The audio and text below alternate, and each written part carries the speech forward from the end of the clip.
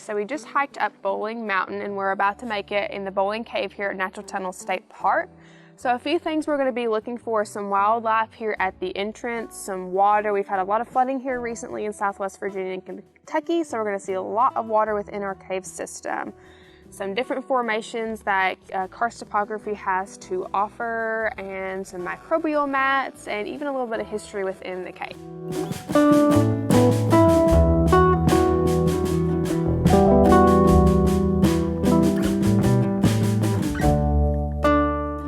So we finally made it into Bowling. This is beautiful Bowling Cave right behind me here. We've got some beautiful formations that karst topography is really well known for here.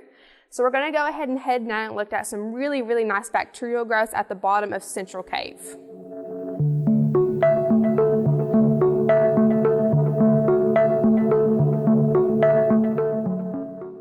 Alrighty, so we've made it a little bit further into the cave. This portion within Bowling is what we call Cave Central.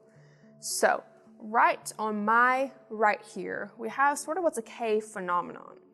This kind of green substance right here within the stalactite is what's called a bacterial mat, or actinobacteria. So this green substance, you might see some gold and some silver flecks within it. Again, it's called actinobacteria. Within our cave systems, it's kind of similar to how humans have bacteria within their skin. We are similar to caves in that instance, that we have so much bacteria on our skin, it's a protectant of the caves. So actinobacteria is really interesting in a way that it's medicinal properties that are unfortunately not really well known about. There aren't a lot of studies done within cave system on our actinobacteria. Within that phylum, we know that there are some actually lethal diseases and some fantastic cures to viruses. So that phylum of bacteria is really quite wide. Not within this cave system because it's explored by humans and wildlife so much, but within cave systems that are abandoned, not known, or humans don't really mess with. This actinobacteria is really beneficial with cancer properties, viruses, bacterial growths, fungus growths, things of that nature. This actinobacteria is kind of like the epidermis of the cave. It's the protective layer against what all lies within it, the different minerals and different fungi growths. Actinobacteria is actually quite competitive within the cave systems. And it actually produces different kinds of bacteria that are actually beneficial not only to humans, but the wildlife that live within this cave. So one of the best things about caves is that they produce within our actinobacteria is secondary metabolites. And what these do, like I was speaking about earlier, are anti-cancer, antifungal, antibacterial masses. This mass right here actually produces medicine for humans, wildlife, things of that nature, and there's really not a lot known about these. So I'm hoping in the future we'll have a lot more studies done and a lot more funding done within this research. A lot of current fungi, natural holistic practices are really gaining traction. So hopefully our cave systems with our actinobacteria will gain some more traction on that. So as we've seen, cave systems not only give us a nice place to have for recreation, plenty of formations for scientists to study, bacterial mats for all to enjoy, not only for scientists to study, but for us to benefit from medicine and things of that nature. But our cave systems benefit us in other ways as well. So as most know, cave systems are really known for sinkholes, and a lot of companies and people won't think much when they throw garbage and things of that nature within them. So speaking of garbage, we have some right here within our cave system here. This is an old Pepsi Cola bottle.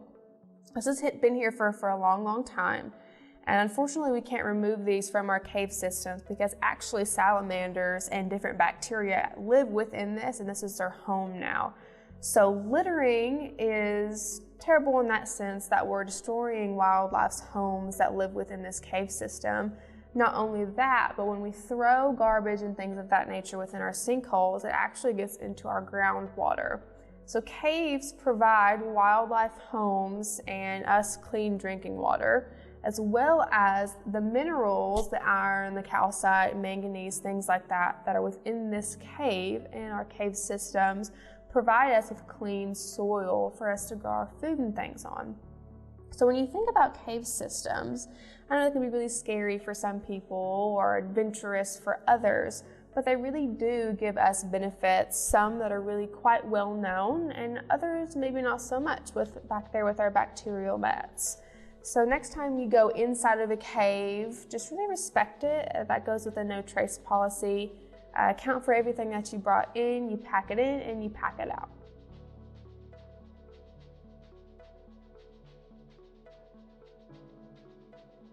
So within caves, different cultures and people look at our cave systems with a cultural respect. A lot of people go in caves and worship and other sorts of things of that nature. But within Bowling Cave, within this is called the camp room, and we have another room called the archive room. There's history within these walls. The oldest date that we know of within this cave that is legitimate is from 1863 from Bob White and Francis Anderson, who are both actually Civil War veterans. And they were in here looking for saltpeter for their gunpowder. So you'll see not only names that are that old, but names from the 1920s, 30s, 40s, 50s, and there are actually pictures of people partying and celebrating in here. With that comes litter, as we've talked about, but it also comes an appreciation of our cave systems and a celebration, not only culturally, but scientifically and recreationally.